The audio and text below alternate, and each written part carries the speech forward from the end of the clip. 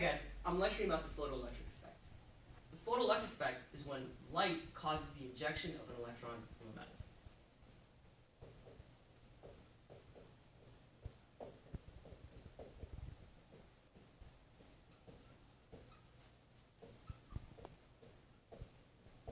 To understand the photoelectric effect, we have to understand the properties of light and the metal. So first let's talk about the light. So Arshan, light can be seen as a wave and a particle, Mr. Maruf. You are correct. Wave-particle duality, okay? So let's talk about the wave model first.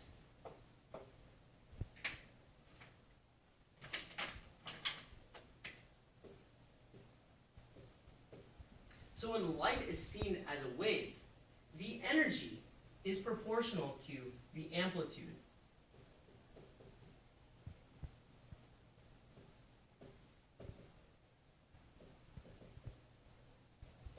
And the amplitude is seen as intensity.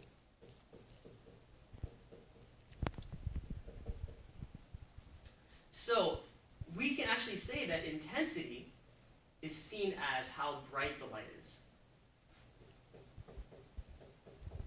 So Arshan, if I have a very intense light, okay, is it bright or dim? It's bright, Mr. Maruf. You are correct. It is definitely very bright, okay? So now let's talk about the particle aspect of light. So when light is seen as a particle, we call it a photon. Okay? So there's a very important equation where we can describe the energy of a photon. Energy of the photon is equal to h f of the photon. F being frequency,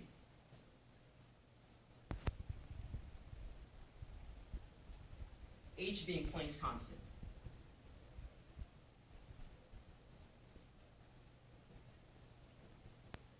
Okay? So previously we saw that c is equal to lambda, which is the wavelength, times frequency, which is frequency. Arshan, what is c again? C is the speed of light, Mr. Maruf. You are correct. Speed of light. So we can actually substitute for frequency. So energy of photon is equal to h c over lambda. So here we have a pretty important relationship here. Okay? So, Arshan, energy of the photon is proportional or inversely proportional to frequency of the photon? Directly proportional, Mr. Maruf. Directly proportional. Therefore, the energy of the photon will be inversely proportional to the wavelength.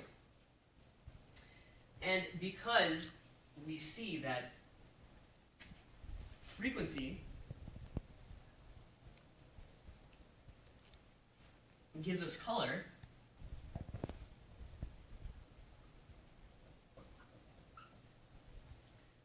when we describe the common colors Roy G. Biv,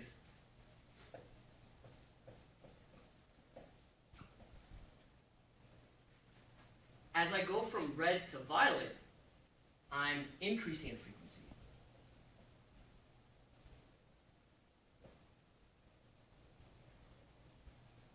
And as I go from red to violet, what happens to my wavelength, Arshan? It decreases, Mr. Maruf. It decreases. Exactly. So that's how we can describe colors, by the frequency, okay? So how do we resolve both the wave and particle aspects? Well, as my intensity increases, we say that we have more photons in the light. As I increase intensity,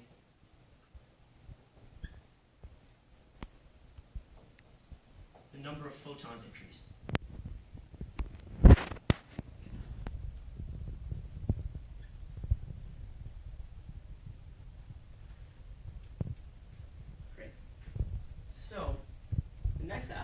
talk about metal.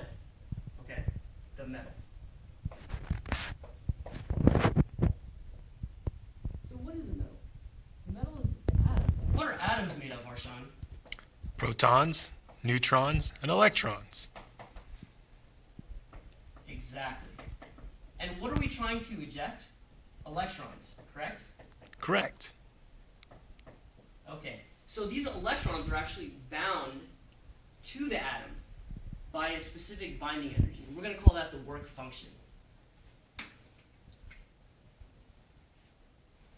And work function is symbolized by phi.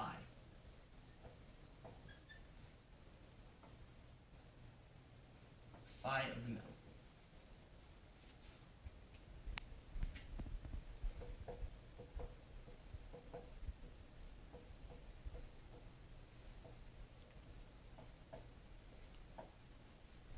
So in order to eject the electron, okay, in order to eject the electron, our photon has to have more energy than the work function of the metal.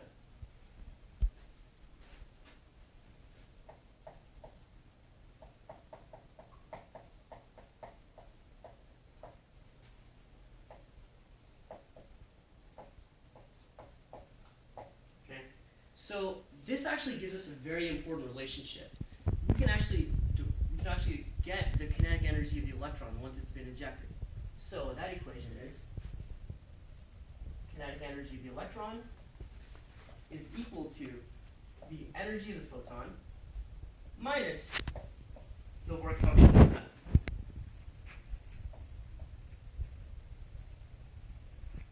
So the work function of the metal is usually found in a table, or you have to solve for it with this equation, okay? So let's work a quick couple of examples.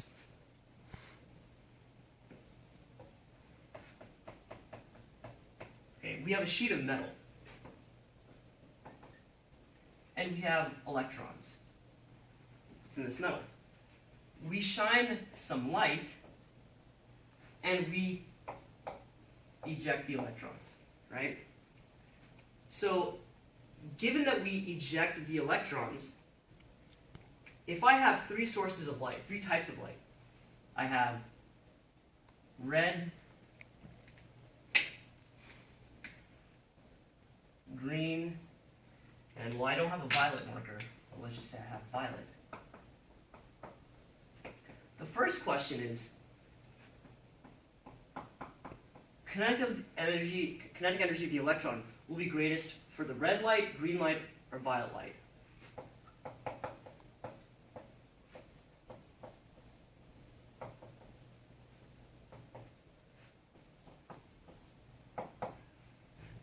Well, coming back to our equation, we see that kinetic energy is proportional to the energy of the photon, and therefore proportional to the frequency of the photon.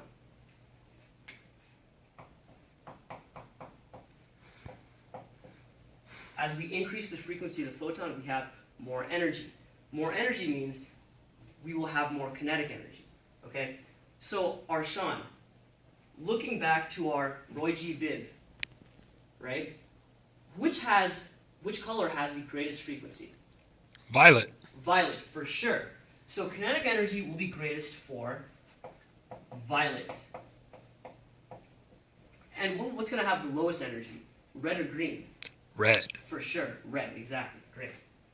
So the second question I want to ask you is, do we need to increase or decrease the wavelength to get more kinetic energy? We need to decrease. Yeah, exactly.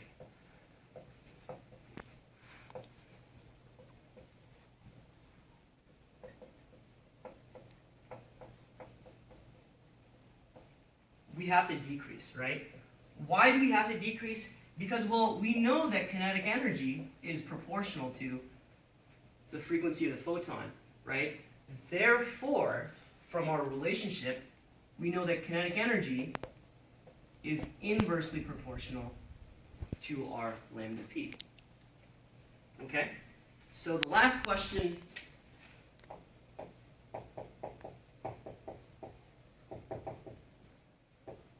intensity, does it matter for kinetic energy? Arshan, does it matter?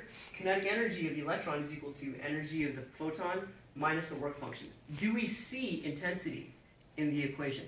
No, Mr. Maruf. No. No effect on kinetic energy. Okay, great. No effect on kinetic energy. So, finally, let's talk about the experimental apparatus of the photoelectric effect.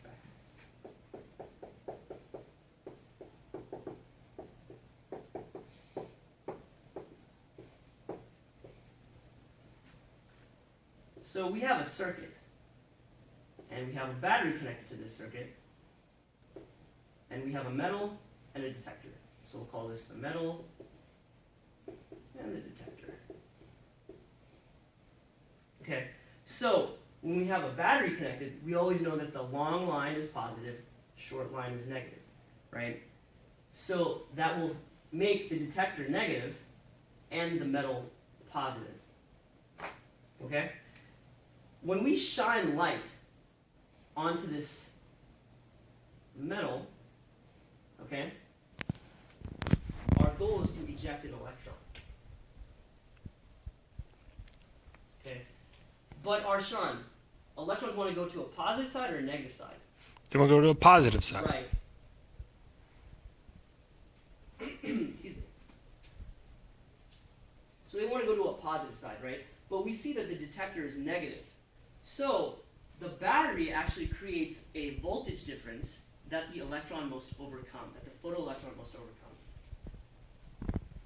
to reach the detector.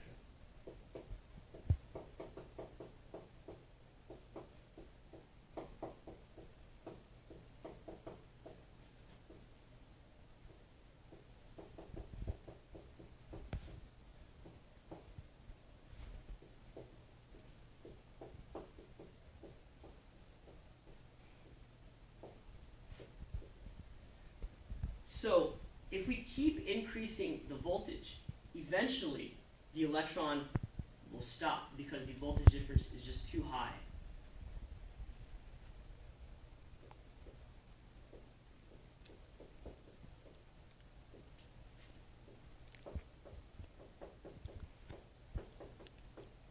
And as soon as this voltage is reached, that's called our stopping voltage.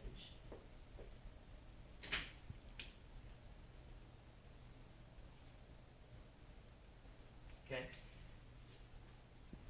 And so from our stopping voltage, we can actually determine the work done by the battery to stop the electron. Okay? And this is actually given by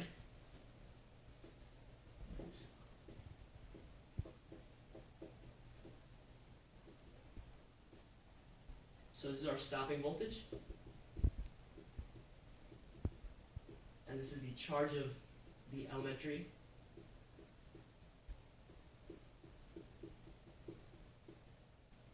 particle. And this is given as kinetic energy at the maximum. Okay? So previously we saw that the kinetic energy is equal to energy of the photon minus the work function of the metal. Okay? So graphing this relationship, graphing V stop versus frequency, we get a relationship as such. So our y-intercept is our phi, our work function, and where it crosses the x-axis is called the threshold frequency.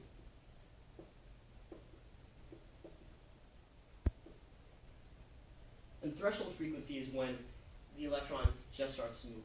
Why do we get a relationship like this? Well, let's take a look at these two parts, right? So we have E V stop is equal to HF minus phi of the metal. Well, this really looks similar to Y equals mx plus b, right? So our y-intercept is our work function. Our x variable is our frequency. our y is our v stop. And so our slope is therefore h. Okay? Any questions?